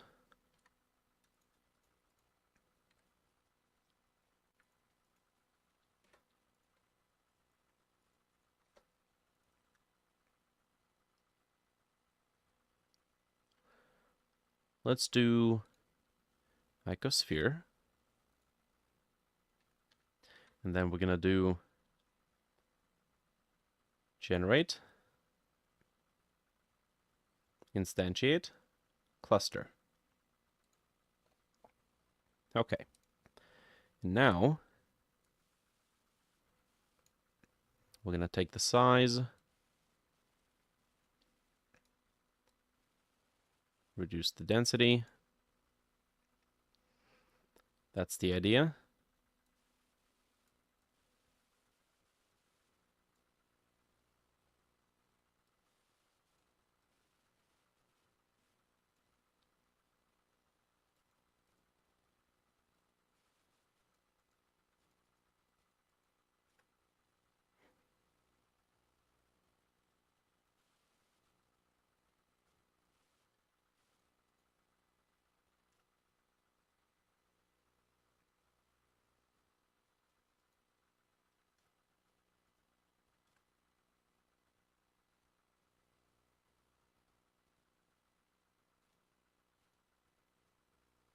Cool.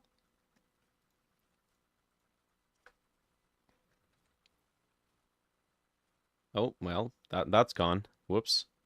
Let's try that again. And all those properties are gone too.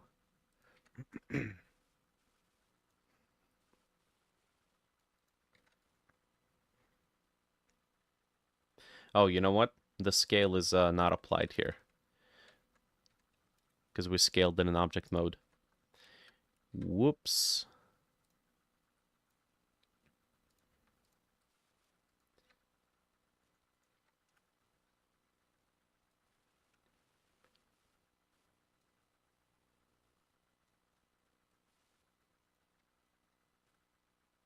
That is not the right axis.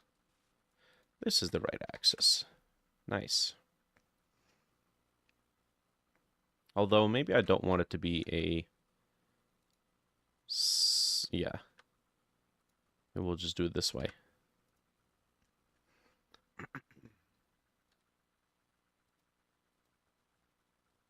Okay, so...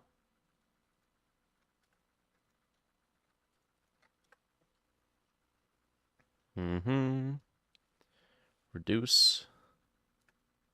Nice. Okay, and then we're gonna leave it here. I'm gonna create a cube. Scale. Like this.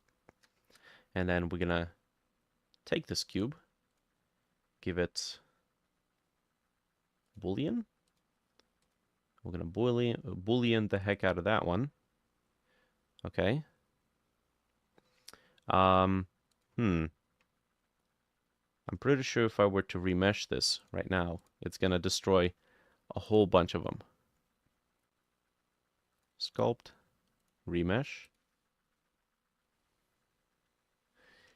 Yeesh.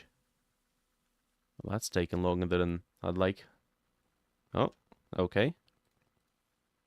Could that have worked?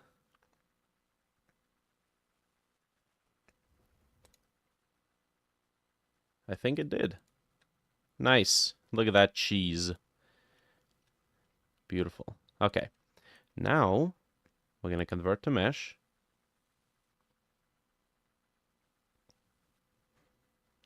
And now we're going to go to sculpt. Remesh this. Whoops. Not what I wanted to do. Can we keep...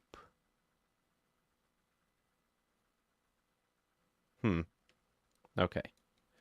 We might have to do a little bit of texturing first.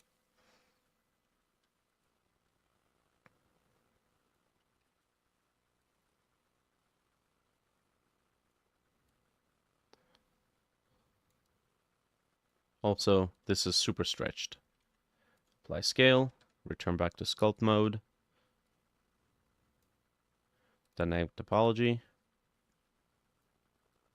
Okay, let's reduce.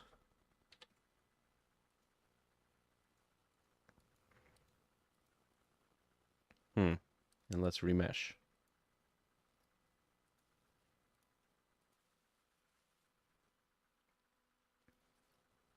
Okay, so now we have something that's a bit more under control. And now we can go to the texture property of the brush and apply the clouds texture. Oh, not clouds. There we go. Yeah, nice.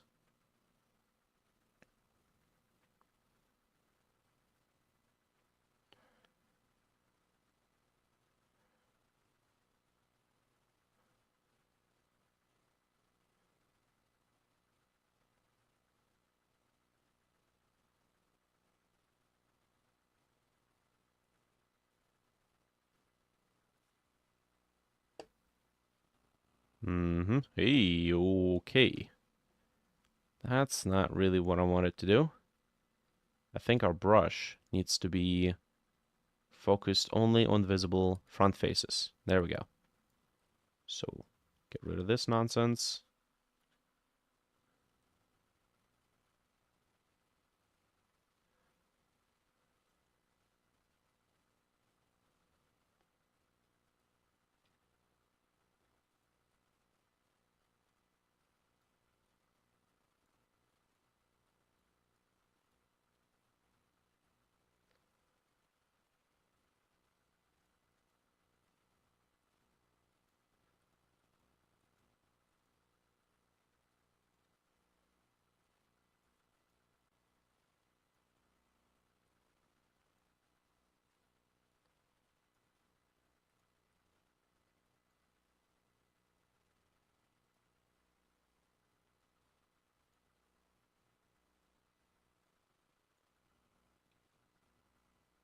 Okay. Interesting. Let's remesh this.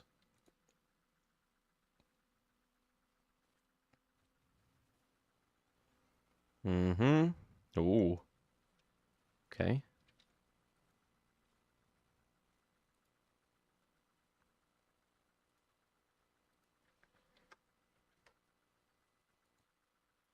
Remesh with a slightly larger voxel size.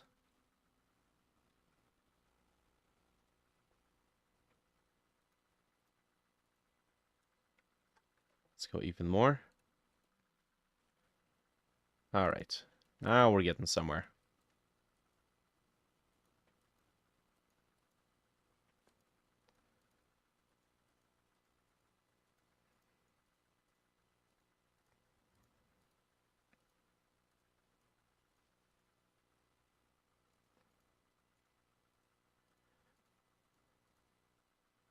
Okay, so this is going to be a bit of a test just to see if this is even interesting to traverse.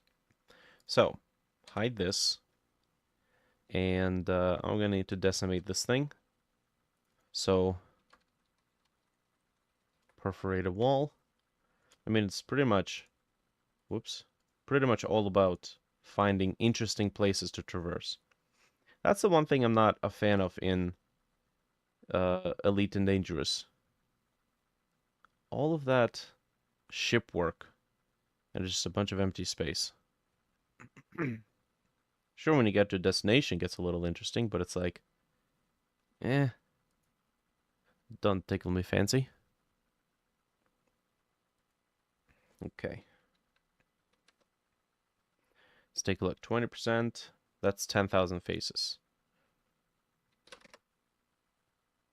10%, 5,000 faces. Okay. Shade smooth, and it's looking okay. Let me just do a little test here. I might want to disable this.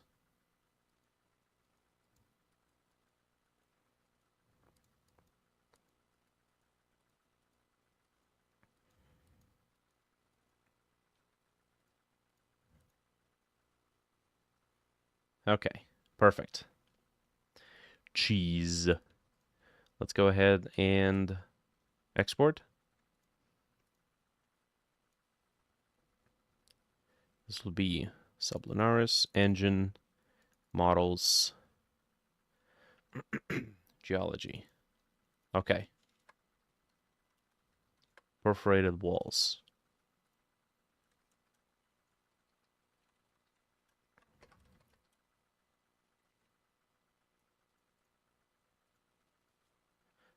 Mm-hmm. And I guess I'm going to save this.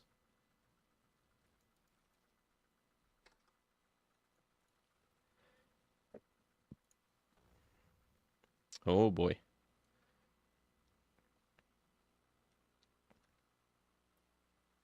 Okay, let's place it right here.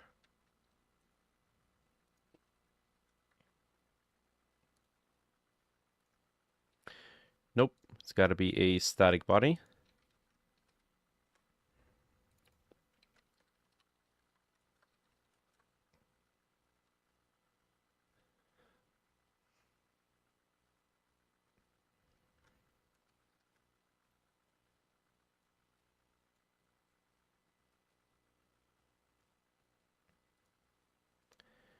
Triplanar collision sibling. Yeah. Honestly, that's kind of insane. We might have to make like an even lower resolution version of this just so that we have a simpler collision for it.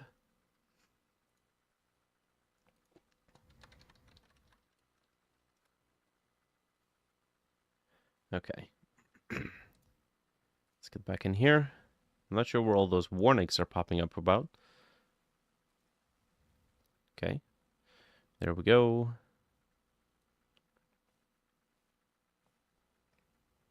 Wow, that's not large at all. I've been scammed. And quite possibly bamboozled.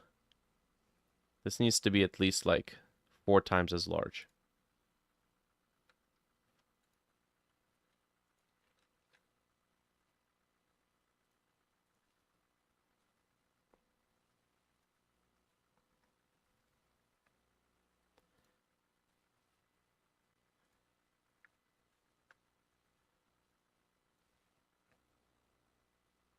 Yeah, this is an insane collision shape.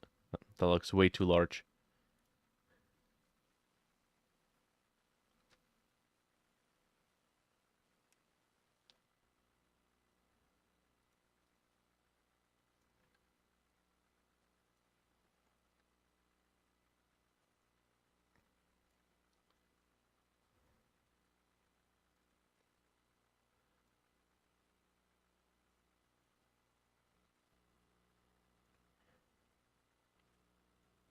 Okay. So we got 4 sides.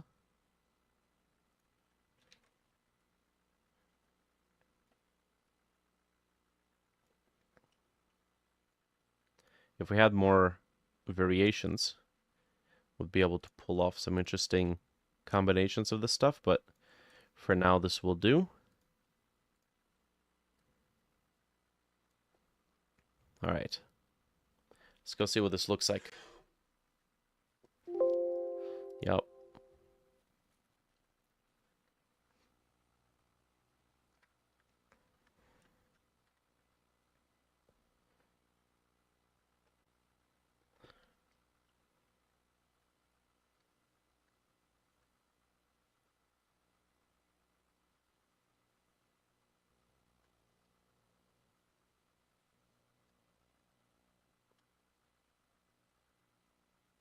Hmm.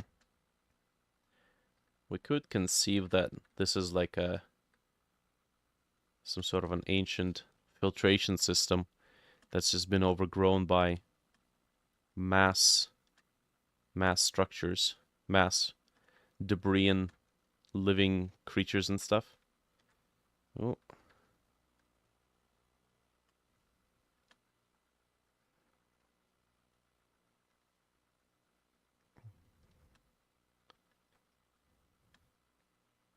Imagine accidentally lodging your vessel in here. Be like, whoa, this is your life now. To be honest, at this scale, I can't actually even see a pattern, a repeated pattern. Yeah, so I think even this could work. Like one thing. Could even turn it into a grid.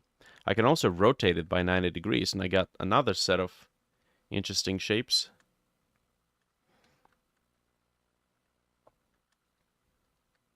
Not bad.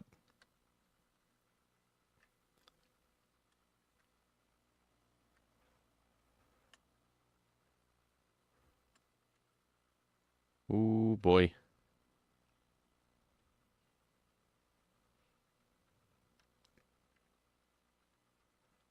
Okay. You know what? This is cool. I guess we've successfully created a couple of interesting environments. We can do more variations of these, of course. I'll play around with doing basically the same thing.